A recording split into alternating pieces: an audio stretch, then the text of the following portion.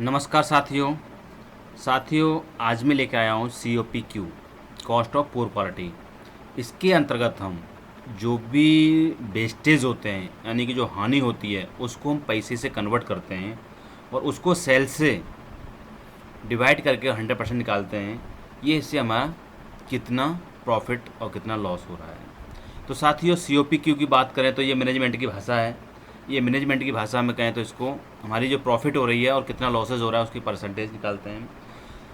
तो साथियों ये वीडियो बहुत इंपॉर्टेंट होने वाला है आपके लिए, क्योंकि आप आजकल के दौर में कि जितनी भी वेस्टेज आप कम कर सकते हो उतना ही फ़ायदा है।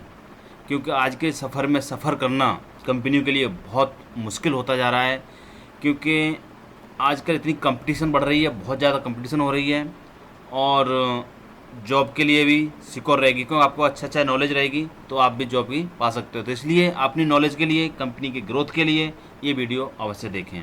साथियों वीडियो में थोड़ी बहुत टूटी फूटी लैंग्वेज हो सकती है, उसको इग्नोर करें, आप समझने की कोशिश करें, इस वीडियो से सीखने की कोशिश करें। आइए साथियों देखते हैं। साथियों ये फॉर्मेट है, इसमें हमने कॉस्ट ली है, एक इंटरनल कॉस्ट, एक ली है हमारे एक्सटर्नल कॉस्ट। तो जो इंटरनल जो हमारे फेलियर होते हैं उसकी कॉस्ट क्या होती है और एक्सटर्नल कॉस्ट होती है, इंटरनल कॉस्ट पे क्या फेलियर है और एक्सटर्नल कॉस्ट के जो क्या फेलियर हैं उनको लिया है हमने, जो मनी में कन्वर्ट किया हुआ है। वो कैसे कन्वर्ट किया है उसको देखते हैं। और उसके बाद हमने टारगेट लिया हुआ है, जो टारगेट से हमारा ज़्यादा जा रहा है ये कंपनी के लिए हानिकारक है। क्योंकि जो कंपनी ने टारगेट लिया है टारगेट्स के नीचे ही रहना चाहिए, क्योंकि ये इतना पैसा मनी का वेस्ट जा रहा है। ठीक है, ये चीज़ हैं। तो साथियों उससे पहले मैं आपको बताता हूँ ये कुछ हमारी सर्विसेज हैं। अगर आपकी ऑर्गेनाइजेशन में ISO IATF के सर्टिफिकेट की तैयारी कर रहे हैं और जो डॉक्यूमेंट्स की तैयारी हेल्प चाहिए हमसे, तो आप कॉन्टैक्ट कर सकते हैं, हम इसमें हेल्प करते हैं। अगर साथियों आपको कुछ इंटरव्यू की तैयारी कर रहे हैं तो बुक्स वगैरह चाहिए, वो हमसे परचेज़ कर सकते हो। ये सारी PPT भी ले सकते हो, नोट्स भी ले सकते हो, तो ये हमसे कॉन्टैक्ट करके ले सकते हो। और साथियों इसमें कुछ ऑनलाइन ट्रेनिंग भी है, हम ऑनलाइन ट्रेनिंग भी देते हैं। अगर आपको ऑनलाइन ट्रेनिंग चाहिए तो वो भी ले सकते हो। कुछ सर्टिफिकेट ट्रेनिंग भी है, वो भी हम ऐसे अरेंज कर सकते हो। साथियों ये सारी ऑनलाइन ट्रेनिंग है। और साथियों जो भी आपको ट्रेनिंग चाहिए इस प्रकार से हमको कमेंट करके बता सकते हो कि हमें ये ट्रेनिंग चाहिए और ये टाइम में चाहिए, आपको वो ट्रेनिंग अवेलेबल हो जाएगी। तो साथियों हम बात करते हैं COPQ की। तो COPQ क्या होता है, इसके बारे में थ्योरी तो आप बहुत पढ़ लोगे और थ्योरी यूट्यूब चैनल पे और गूगल पे आप देखेंगे तो थ्योरी बहुत पढ़ेंगे। हम बात करेंगे सिर्फ कॉस्ट निकालने की। ठीक है, तो ये आप देख लीजिएगा इसका और स्क्रीनशॉट लेके आप पढ़ सकते हो। ठीक है, तो COPQ की हम बात करेंगे, इंटरनल और एक्सटर्नल को COPQ कैसे कैलकुलेट करते हैं तो ये हम देखते हैं। तो आप इसको इसकी स्क्रीनशॉट लेके पढ़ सकते हो, क्योंकि ये आपके लिए काम देंगे।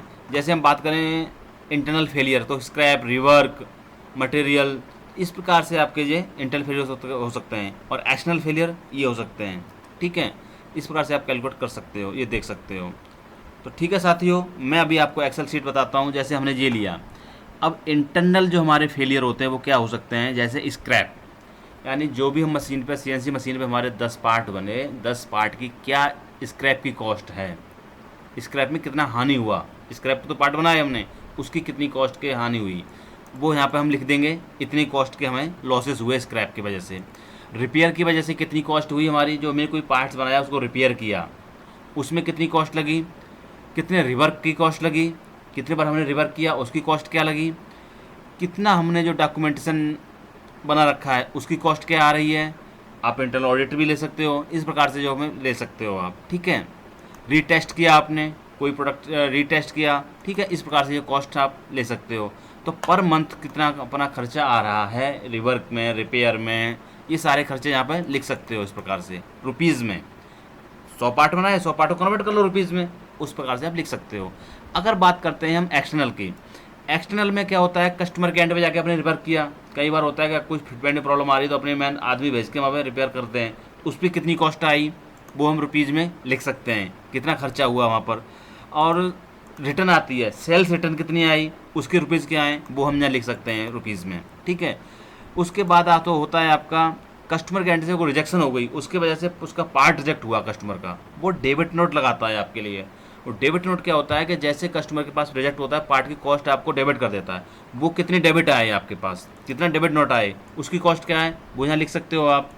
कुछ वारंटी रिटर्न होते हैं, जैसे कुछ पार्ट्स चला गया और उसको यूज़र ने यूज़ किया तो उसकी जो कुछ प्रॉब्लम्स आई वारंटी के अकॉर्डिंग, उसके बाद भी आपको उसकी कॉस्ट कंपनी बना के देती है दोबारा पार्ट को होते हैं, तो वो भी रिटर्न आप लिख सकते हो, कितने बार वारंटी रिटर्न आया आपका, किस किस मंथ में आया, वो आप यहाँ पर लिख सकते हो। इसके बाद आपको यह है यानी कस्टमर कंप्लेंट के लिए आपको गए by air, by bus, by car, जैसे भी गए उसमें कॉस्ट लगती है, कंपनी की वेस्टेज है, फालतू कॉस्ट है, उसको भी आप इंक्लूड करोगे।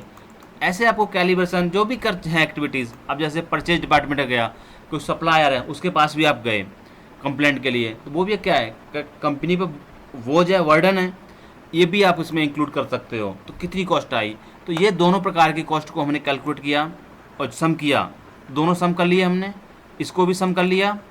अब हमने क्या किया, इन दोनों को जो कॉस्ट है इसको प्लस करके, तो हमारा इतना खर्चा आया एक मंथ में कंपनी के ऊपर। इस प्रकार से जो फालतू खर्चे थे उसको सेल्स हमारी इतने रुपए की हुई।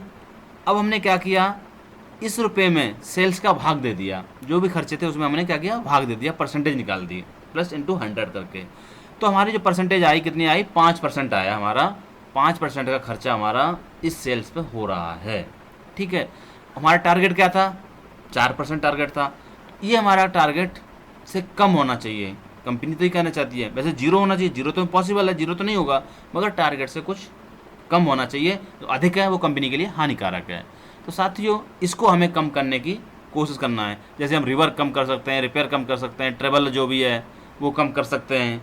ठीक है, इसमें हम कटौती कर सकते हैं। तो जो इसके लिए हम एक्शन प्लान है लिख सकते हैं, क्या एक्शन प्लान है, किसने बनाया उसके साइन हो सकते हैं, किसने वेरीफाई किया उसके साइन हो सकते हैं। इस प्रकार से ये अपने पास वेरिफिकेशन कर सकते हो, जहाँ अपने कंपनी का लोगो लगा सकते हो, जहाँ कंपनी का नाम लिख सकते हो, इस फॉर्मेट को कंट्रोल कर सकते हो, इस प्रकार से फॉर्मेट बना सकते हो।